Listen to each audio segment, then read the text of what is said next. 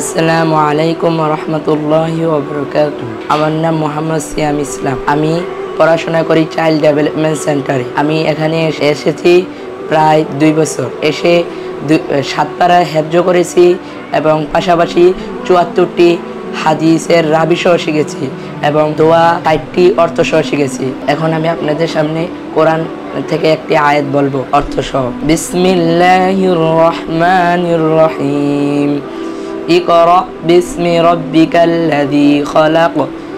তুমি পড়ো তোমার প্রভুর নামে যিনি তোমাকে সৃষ্টি করেছেন।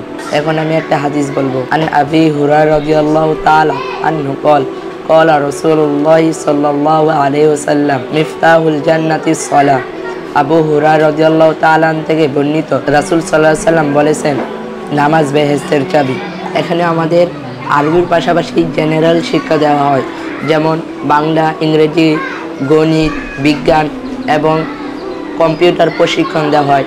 আমরা এখানে আনন্দের সাথে লেখাপড়া করতেছি এবং 3 বেলা আমাদের খানা দেওয়া হয় এবং 5 ওয়াক্ত নামাজ পড়ি এবং প্রতি মাসে একবার হেলথ চেক আপ করা হয় আমাকে এত সুন্দর সুযোগ দেওয়ার জন্য আলিমদাদকে অসংখ্য ধন্যবাদ।